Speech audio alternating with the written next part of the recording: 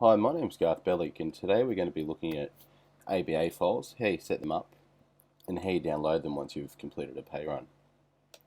So first of all, just quickly touch on what an ABA file is. An ABA file sometimes comes under a few different names depending on the institution you deal with. Some call them a Semtex file, which is spelled CEMTEX. Others call it a batch payment file or a name similar to that. What they are, in essence, is a text file that you could open through a program like a notepad or a text editor on your computer, and you'll be able to see in a certain format the internet banking will be able to understand when you load up your pay run data. So you could, for example, have 100 employees and there's 100 lines on your ABA file that you can conveniently pay using just one transaction, and it'll pull details from the employees' banking settings behind the scenes to decide how they get paid. So it is a convenient way of doing it. I've found in the past it's the best way forward if you want to keep your wage payments reconciled against what is reflected in the payroll system as well. So let's take you through setting up an ABA file for the first time. You go to payroll settings and ABA settings. And then you press the green add button. So BSB number is the BSB number of the bank account that you want it to come out of. So let's say it's 650 Now, if I try to put in a bogus number, say 123456, when I try and save it, see it's gone red. It's telling me that because we validate BSB numbers in Keypay. So it has to be a bona fide BSB number. 12345678. The account number can be, I've written a dummy account number, but it should be the account number that is reflected on your bank account. And the account name is usually the name of the legal entity. So don't be tempted to write, savings account or something like that. Write the legal entity name. So let's say it's XYZ P2I Ltd. That has a character limit as well. So if I try and write more characters than I think 16 characters, it'll stop me. The financial institution code, you can hover over the question mark and you can get a list of the common codes for some of the larger institutions in Australia. However, you may have to do some of your own research to set this up. So as I said, try and go onto your own banking's website or go into Google and type in things like ABA file, Semtex file, spelled with a CEMTEX, or batch payment file, and you should get some instructions on what values are required. The lodgement reference, you can write anything you like here, but something like wages or something like that. The name of the user supplying the file is generally, once again, the legal entity name, or it could be your name, but in most cases that's what it is. An APCA user ID, as you can see with the guidance, some of the major institutions have some preset APCA user IDs. Others just accept any value, and there are some institutions that require you to apply for your own APCA user ID, and you have a unique number to your company. So again, you're going to have to find out from the institution what's required, but I'm just going to type in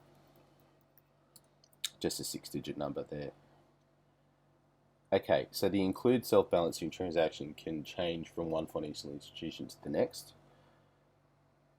You will need to find out by looking up the help settings for your particular financial institution whether this is required or not. Okay, so the include self-balancing transaction will depend on the financial institution that you're dealing with. Some will require it and some won't require it. In our particular case, I'm going to leave it blank. The include self-balancing transaction doesn't matter. What it does do is it puts a line at the bottom of the ABA file which has the total of the batch payment in the last line. So effectively, it works like a debit and credit system where each line is a debit and the last line's a credit to offset. Some institutions require it, some don't. So again, you need to go back to internet banking. And the last line here is a merge multiple payments for the same account into a single transaction. So, common example, you have a husband and wife that works for you. They're both employees. They both bank into the same bank account. You will come across some institutions that actually won't allow the ABA file to go through if it's got two lines going to the same bank account. So they need to be aggregated. For example, a common case that I've come across has been Combiz through the Commonwealth Bank.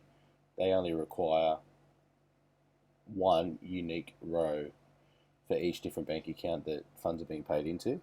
So if you were dealing with Commonwealth, you would tick this. Again, it needs to go in. You need to go back to the settings help file that you can find on your internet banking website to decide whether that's required or not.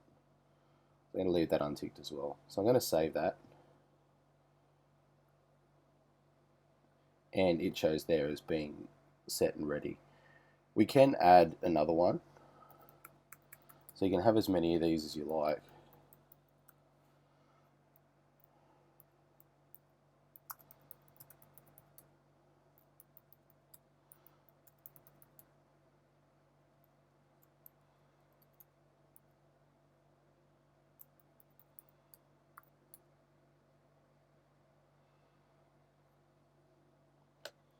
You can see it stipulates, shows you the different account number. So that's set up now. So how do we actually create the ABA file from a pay run? Well, I'm going to go to the pay run here. There's an open pay run that I haven't finalized yet in this example file.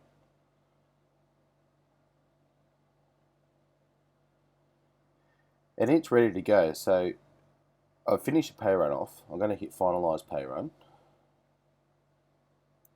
I've got the option of setting the date that this item is going to be paid. The importance of this step is that this date will be the date that appears on the ABA file. You will come across some institutions, quite a few of them in fact, that won't let you load up something that is before today. So I want to make sure that today is the day that's showing on the ABA file. It's also the date that you're going to pay wages. You can more often than not put a future date, but you need to at least put the current date in there.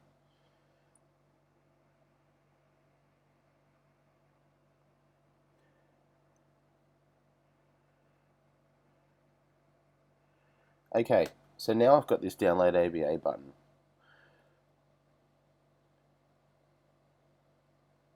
When I click that,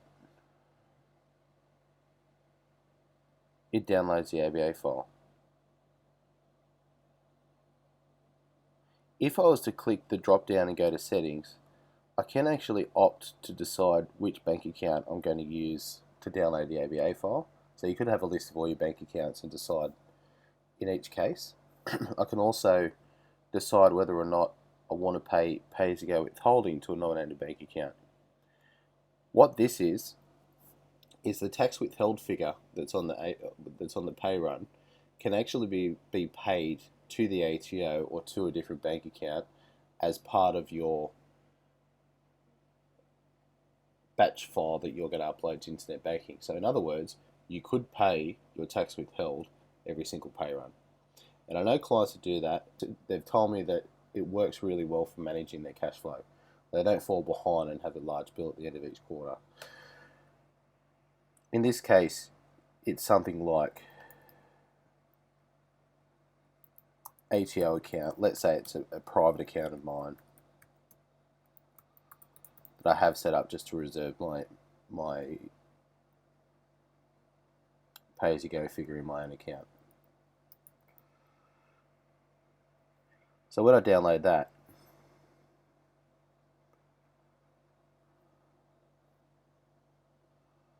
I can now press download, and it's downloaded it into a different bank account this time. So it does have some flexibility. It'll also remember those settings in the background every time I run an ABA file. So if I run a pay run for the following week, it's going to remember the settings that I've just told it, and it's going to run it. So it really is a set and forget system. So you can see down here, it basically will drop in most operating systems. There'll be a downloads folder, and the file will drop into the downloads folder. What I would suggest is don't try to open it up. If you do open it up, the easiest way to do it is to open it up if you're using Windows in a program like Notepad, or if you're using a Mac, any text editor that you have installed on your computer will do the job. But it won't make much sense. So don't try and open them up, but they are sitting in the downloads folder. And all you have to do now is follow your instructions on your internet banking, or log into internet banking. You usually have to browse for the file, so when you browse for the file, have a look at your downloads folder, and it should be the most recently created file in that list. Click on it. Internet banking will read that and try and process it. A few troubleshooting tips.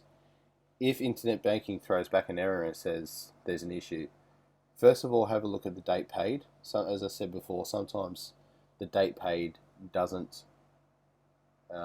accept it if it's before today. It won't matter in other cases, but in a lot of cases it does. The other thing to look for is maybe trying that ABA file again, but untick that include self-balancing transaction option. So if you haven't been able to find good documentation on your banking's website on whether that's ticked or unticked, try both options and one of the options should work. It's a very convenient way to do payments. Good luck with it. If you have any questions, you can always contact us on support@yourpayroll.com.au. Thanks very much.